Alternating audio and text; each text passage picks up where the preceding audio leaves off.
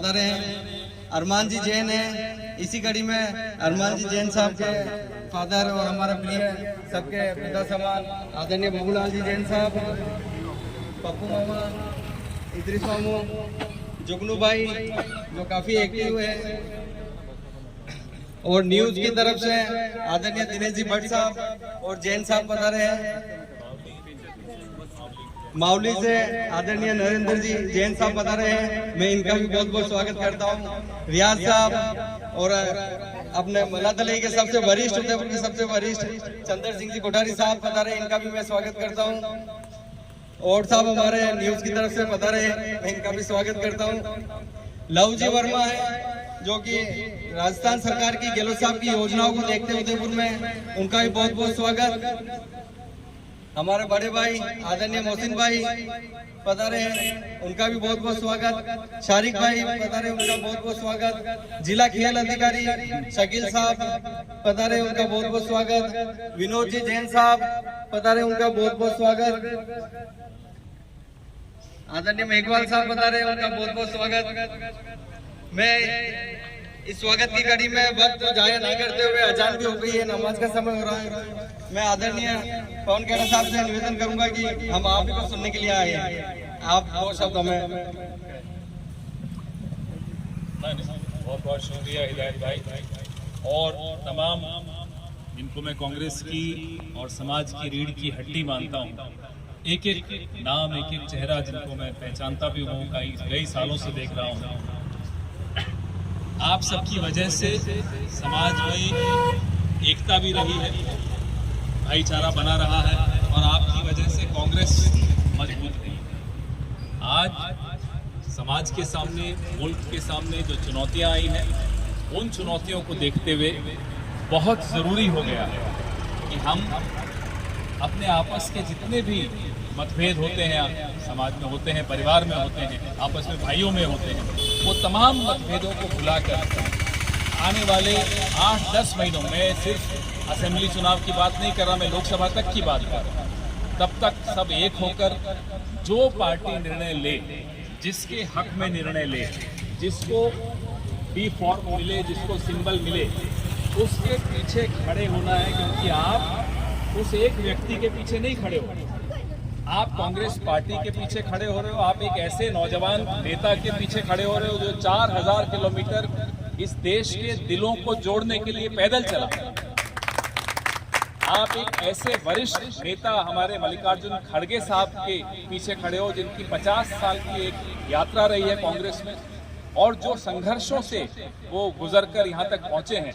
ये सिर्फ कांग्रेस पार्टी में संभव है कि एक आम परिवार का ऐसा व्यक्ति कांग्रेस अध्यक्ष बन सकता, ये और किसी पार्टी में संभव नहीं है। हमें शायद अपनी खूबियां हम भूल चुके हैं, इस देश की खूबियां हम भूल चुके हैं, कई बार हम अपनी पार्टी की खूबियां भूल चुके हैं। तो उन खूबियों को याद करने का समय अभी। चुनौतियां पार्टी के सामने बहुत हैं। जिस तरह से हमारी पार्टी को, हमारे नेतृत्व को, हमारे इतिहास को, हमारी तारीख को जिस तरह से बदनाम करने के षड्यंत्र रचे जा रहे हैं, वो आज से नहीं रचे जा रहे, वो पिछले 100 साल से जितनी पुरानी हमारी पार्टी है, ये षड्यंत्र उतने ही पुराने।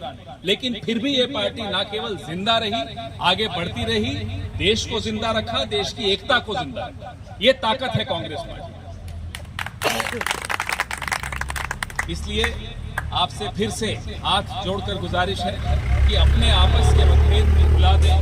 किसको पद मिलेगा, किसको कद मिलेगा, किसको टिकट मिलेगी, ये छोड़ दीजिए। निर्णय होते रहते हैं, कई बार सही होते हैं निर्णय, कई बार गलत होते हैं। चंद्र सिंह जी बैठे हैं, ये आपको पूरा इतिहास बता देंगे कांग्रेस का। कई बार गलत निर्णय हुए हैं, परिवार में भी होते हैं, परिवार के मुखिया भी गलत निर्णय कर लेते हैं। लेकिन इसका मतलब नहीं हम परिवारों को तोड़ दें, इसका मतलब नहीं है कि परिवार को छोड़ दें। मिलकर ये संघर्ष का समय है। और राजस्थान सरकार ने जो काम किए हैं वो किसी से छिपे नहीं हैं। पूरे विश्व में ऐसे ऐसे विश्वविद्यालय हैं जहां पीएचडी की जा रही है राजस्थान की योजनाओं पर। चिरंजीवी योजना पर पीएचडी हो रही है, विदेश में हो रही है। तो ये एक हमें साबित करना है कि जो सरकार काम करती है उसको फिर से जिताना है। इस बार राजस्थान में राज नहीं बदलेगा, रिवाज बदलेगा। रिवाज क्या है? 30 साल का रिवाज। 30 साल का रिवाज है कि हर 5 साल में सरकार बदले। इस बार वो रिवाज हमें तोड़ना है और वो आप सब जो मेरे सामने बैठे हैं, मेरे साथ में बैठे हैं, हम सबके हाथ में है कि वो रिवाज हम तोड़ें और इस राज को फिर से लाएं जिसने एक एक समाज के हर वर्ग के लिए सोचा, सबके लिए कुछ न कुछ अच्छा काम किया। यही काम होता है राजा का, यही काम होता है सरकारों का, यही काम होता है मुख्यमंत्री का, यही काम होता है प्रधानमंत्री का, जिनको शायद अंदेशा नहीं है उनका काम। वो सुबह से रात तक सिर्फ अपने ही पूर्वजों को, अपने बुजुर्गों को गाली दी। अब मेरे पिताजी ने ये घर बनाया, अब मैं इस घर में थोड़ा बहुत रंग रोगन करवा दूं, यही कर सकता हूँ, या एक मंजिल और बना लूंगा, लेकिन मैं ये नहीं कह सकता कि मेरे पिताजी ने कुछ नहीं बनाया। ये 70 साल में कुछ नहीं हुआ जो कहता है, वो अपने पूर्वजों को गाली दे। तो जो आदमी अपने पूर्वजों का नहीं हुआ, वो आपका क्या होगा, वो हमारे देश का क्या होगा, हमारे धर्म का क्या होगा। लंबी बात करने की आदत नहीं है, तो एक लाइन और में एक पॉइंट है जो मुझे बोलना लगता है जरूरी है बोलना। कई लोग आपसे भी पूछते होंगे, मुझसे भी पूछते हैं, अब मुझसे नहीं पूछते, पहले पूछते थे कि साहब आप कांग्रेस में, आप पॉलिटिक्स में क्यों हो? हम कांग्रेस में हैं, पॉलिटिक्स में हैं, क्योंकि हमें अपने हिंदुस्तान को, उसकी जो तासीर है उसको बचाना है। हम कांग्रेस में हैं कि समाज में एकता को बचाना। लेकिन अब जिस पिछले 10 साल में जो देश में हो रहा है उसको देखकर लगता है कि हम कांग्रेस में हैं क्योंकि हमें अपने धर्म को भी बचाना है। ये धर्म भी गलत लोगों के हाथ में चला गया, जो ठेकेदार बने हुए हैं नागपुर में बैठे हुए। हम अपने धर्म को उनके हाथ का खिलौना नहीं बनने देंगे। हमें सबको अपने धर्म को बचाना है, अपने समाज को बचाना है, अपने देश को बचाना है और अपनी पार्टी के माध्यम से ही ये संभव है। बहुत अच्छा लगा आप सबके साथ बात करके। अब आपकी बातें भी सुनूंगा थोड़ी देर। जय हिंद, जय भारत और जय इंडिया।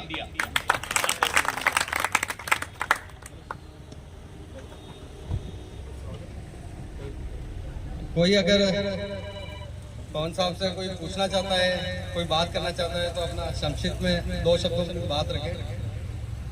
स्वागत करता हूं और निवेदन करूंगा कि आप 2 शब्द और पूरे हिंदुस्तान की आंखना कान में कहूँ कि हमारे राष्ट्रीय अध्यक्ष जी, सोनिया जी, राहुल जी, प्रियंका जी की आंखना कान, बड़े भाई पवन खेड़ा साहब, हम मेवाड़ के लोग वाकई में भाग्यशाली हैं कि हमारे पूजनीय खेड़ा अंकल, हमारी पूजनीय आंटी ने ऐसे सुपुत्र को जन्म दिया जिनका बचपन इस उदयपुर की सड़कों पर, फुटपाथ पर और चौतर में निकला। आपने उदयपुर वासियों के लिए, मेवाड़ वासियों के लिए खूब संघर्ष किया। सवेरे आज आप जब हवाई जहाज से आए तो मैं मेवाड़ी में बात करूंगा तो ठीक रहेगा। आदरणीय पवन बाबू खेड़ा साहब, चंद्र सिंह जी खोटारी साहब, डॉक्टर रियाज साहब, जैन साहब, आपा, हितेश जी, मोहसिन साहब, बाबूलाल जी जैन साहब और हमारे तमाम मौलाना साहबान, हजरत साहबान, आज बहुत अच्छा दिन है। कल जुमेरात थी और भरी मुराद थी और आज जुम्मा है। तो मैं ये कहना चाहूंगा कि पवन जी खेड़ा साहब ने 1952 से लगा के 2023 तक कालूलाल जी श्रीमाली, डॉक्टर गिरजा व्यास, डॉक्टर सीपी जोशी और श्री रघु मीणा के बाद मेवाड़ के लोग आदरणीय पवन खेड़ा साहब आपको आशा भरी निगाहों से देख रहे हैं और जदि माँ देख रहे हैं तो आपने वो काम करना है कि माँ भी बहुत जिद्दी आदमी है, जतरा बेटे भाई बहन बेटा सका है, ये ठान ले तो नेता ने बातें छोड़े नहीं है, आप ध्यान रखिए। क्योंकि आप दिल्ली में श्रीमती शीला दीक्षित जी के ओएसडी रहे और मालिक आपको 100 साल की उम्र बख्शा है। आपका बड़प्पन है कि उदयपुर की जनता से आप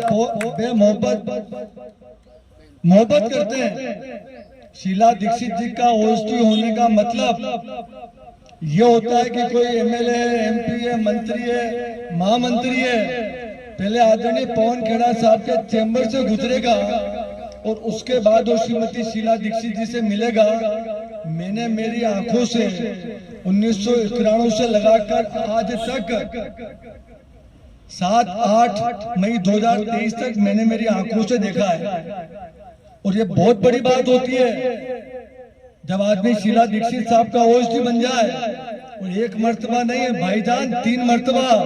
डॉक्टर रियाज साहब 15 साल, आदरणीय चंद्र सिंह कोठारी साहब, बाबूलाल जी भाई साहब 3 बार।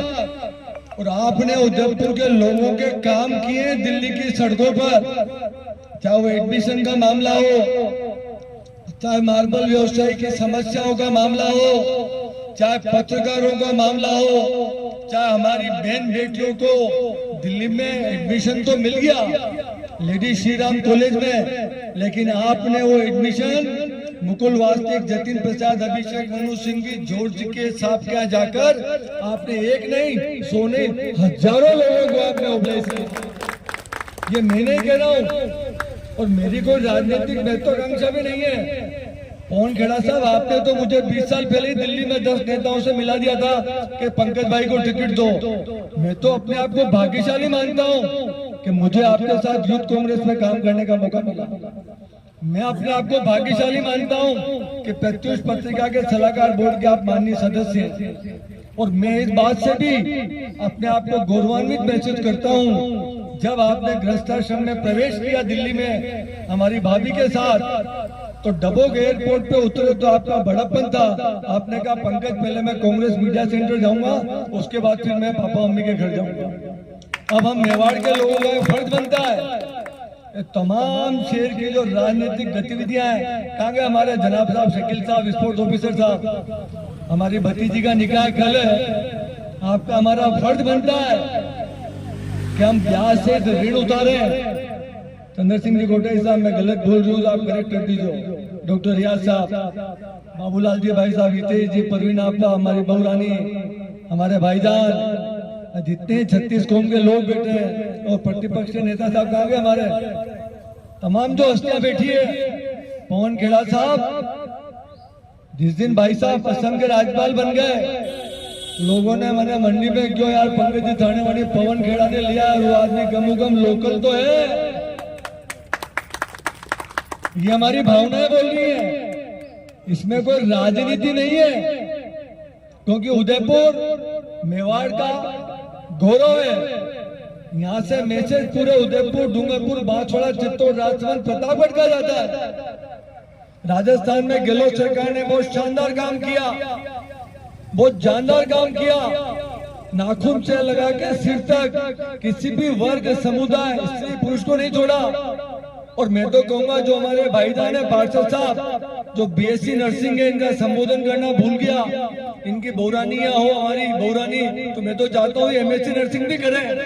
पवन खेड़ा साहब, आप उदयपुर से चुनाव लड़ने के लिए हाँ करें। आप नामांकन पत्र भरने आ जाए, हम आपको इतना तो विश्वास दिला सकते हैं कि सिर से सिर और ईंट से ईंट बजा देंगे, और आपको विजयश्री करके जयपुर विधानसभा में भेज देंगे।